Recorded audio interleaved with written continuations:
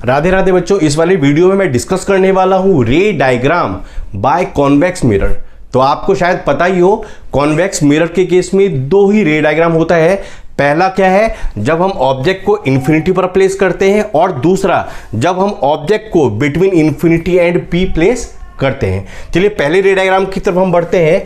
When the object is placed at infinity, जब आप object को इन्फिनिटी पर प्लेस करेंगे उस केस में रे डायग्राम कैसा बनेगा वो देखते हैं। देखिए यहां पर मैं आपको बता दूं, ये कॉन्वेक्स मिरर है और ये क्या है, पोल, ये प्रिंसिपल फोकस और ये सेंटर ऑफ कर्वेचर। जितना डिस्टेंस P और F के बीच में होता है उतना ही डिस्टेंस F और C के बीच में होगा। अब देखिए इन्फिनिटी पर जब भी ऑब्जेक्ट प्लेस करा जाता है तो जो इंसिडेंट रे है वो प्रिंसिपल एक्सिस के पैरेलल आती है। तो दो रे मैं इंसिडेंट कर रहा हूं which is parallel to the principal axis. तो प्रिंसिपल एक्सिस किसे कहते हैं, an imaginary line which is passing through the pole and centre of curvature. तो ये क्या हो गई लाइन, ये प्रिंसिपल एक्सिस हो गई और इसी के पैरेलल मैं रे इंसिडेंट कर रहा हूं। देखिए यहां पर मैंने इंसिडेंट कर दिया। अब आपको पता हो शायद कि कॉन्वेक्स मिरर को हम क्या कहते हैं, डाइवर्जिंग मिरर। तो ये रे को क्या कर देगी, डाइवर्ज।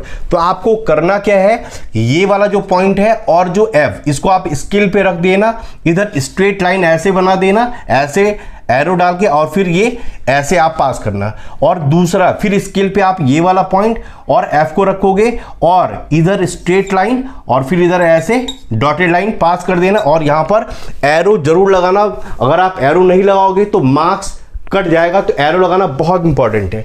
अब देखते हैं इस केस में नेचर, साइज और पोजीशन ऑफ द इमेज क्या होगा। क्योंकि जो मिरर है वो कॉन्वेक्स मिरर के राइट साइड बन रही है, तो जो नेचर ऑफ इमेज है वो क्या हो जाएगा, वर्चुअल एंड इरेक्ट। क्या हो जाएगा, वर्चुअल एंड इरेक्ट। साइज क्या होगा, एक डॉट की तरह इमेज बनती है, इस कारण से जो साइज है वो क्या होगा, पॉइंट साइज्ड। और पोजीशन, कहां पर इमेज बन रही है, क्लियरली दिख रहा है कि दोनों जो रिफ्लेक्टेड रे है they appear to meet at a point that is F। तो यहां पोजीशन क्या हो जाएगा, एट F। तो ये पहला हमारा रे डायग्राम कंप्लीट हो गया। नेचर, साइज और पोजीशन भी मैंने यहां पर लिख दिया है। अब सेकेंड रे डायग्राम की तरफ मैं प्रोसीड कर रहा हूं। When the object is placed between infinity and P, तो यहां पर आप कहीं पर भी ऑब्जेक्ट प्लेस कर सकते हो। जैसे मैंने यहां पर प्लेस कर दिया। और पहली रे, दो रे जरूरी होती है रे डायग्राम में इमेज बनाने के लिए।